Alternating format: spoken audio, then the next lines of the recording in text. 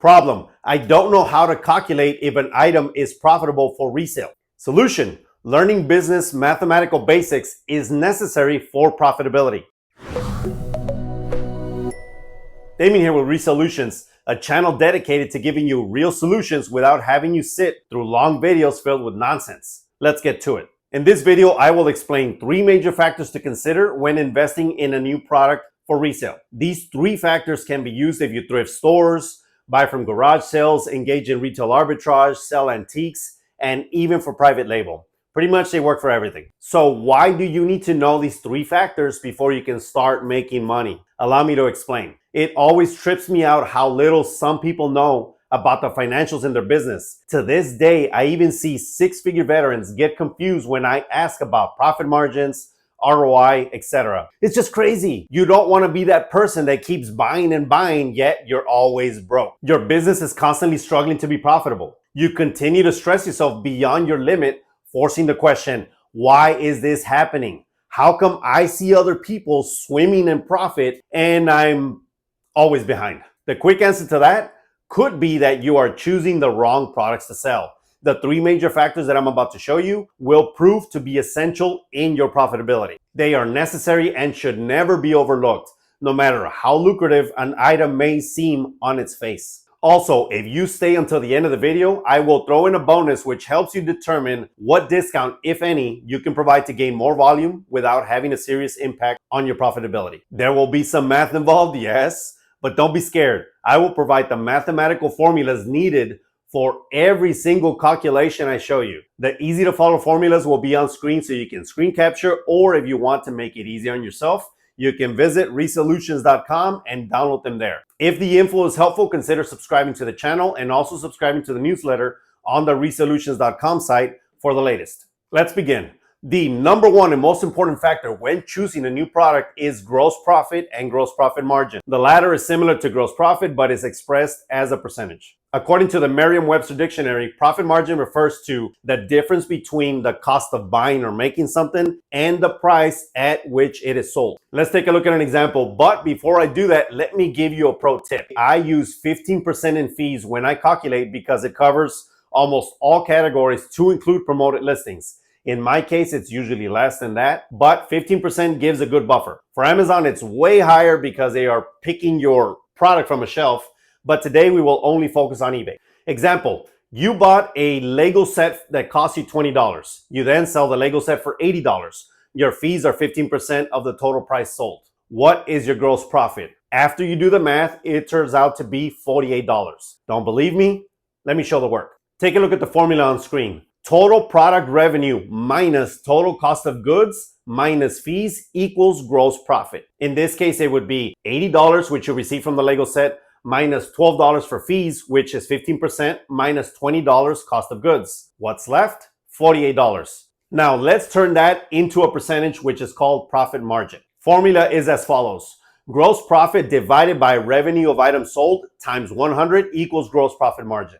Now plug in the same numbers from before. $48 gross profit divided by 80 amount of sale equals 0.60 times 100 to turn it into a percentage equals 60%. That is your profit margin. Now you're thinking, great, but what is this used for? Let me explain. You now know that anytime you buy the product, you will keep 60% of the money you get from each sale, all things being equal. Profit then adjusts as you manipulate your price to match the market or the cost of goods change. You can then refer back to the formula and recalculate, which you downloaded from resolutions.com.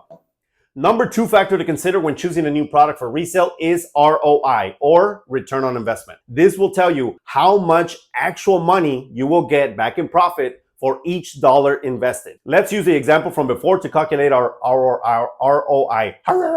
The initial investment was $20 for the Lego set. After it was sold, you received $80 for the sale. The gross profit turned out to be $48, as we discovered using the gross profit formula. Let's calculate the ROI using the formula on screen. First is net return on investment, $48 divided by cost of investment, $20, times 100 to turn it into a percentage equals 240%. 240% is your ROI. Again, you think, great, but what is this used for? You now know that for every $20 you invest, you will receive $48 back in profit. That is an amazing ROI. Tell me where else you can do this consistently with your money, with little risk. The banks won't offer this to you. The stock market won't offer this to you. If you loan out your money, you won't get this either. This is one reason why reselling is so popular and becoming more so. Number 3, and the most overlooked factor, is investment of time. Other than health, time is the most important asset that we have to give. Let's take a look at the cost of time using the previous example of the Lego set. It took you 30 minutes to source it, 15 minutes to list it, and 15 minutes to ship it. In total, it took you 1 hour to make the sale complete. Take a look at the formula on screen. Gross profit divided by hours spent to complete sale equals dollars per hour. $48 divided by 1 hour equals $40 an hour. In this case, you made $48 an hour. If you're okay with this amount, then you're doing everything the right way and you should keep going. If not, adjust accordingly. These formulas and calculations may seem simple, but I've seen so many people skip them just because in their mind, this product is definitely going to make me some money. Although they don't know for sure because they hadn't done the math. One of my favorite subjects in school was always math because numbers don't lie. There is a right answer and there is a wrong answer. There is no gray area. Always calculate and ensure you're getting what your brain thinks you're getting. Don't get overly excited and wing it just because you want to buy stuff. I see that all the time. Now for the bonus, baby. A platform like eBay offers volume discounts, which many sellers, including myself, take advantage of so as to increase volume, right? Volume discount. Let me be very clear. Before you go and offer discounts left and right, you better know your margins because a discount for each product sold is directly related to the profit margin. Let's take a look at this example. You place an ad that says buy more, save more, which is common. You offer a 20% discount when they buy 3 or more of your item. This sounds like you're gonna move a lot more product, which you will, but are you still making enough money for it to make sense? Let's assume that you're selling one item to a customer for $30 and your gross profit on that item is $9. That has a 30% profit margin. You want to move more items, so you decide to offer a 20% discount when they buy 3 or more. Let's do the math on that. $30 times 3 items equals $90 minus 20% equals $72. That's what's left over before you take out any cost of goods and fees. As stated before, from the $30 sale, you were keeping $9 as profit. That means that it was costing you $21 to sell each item. Multiply that by 3 times purchased equals $63. Total in cost and fees. Subtract that from the sales revenue of $72, which is what the customer paid after the discount, and you have $9 left. This means that you sold 2 more items than before to the same customer, yet made the same amount of money. That is not a good strategy. If your profit margin isn't large enough for a discount,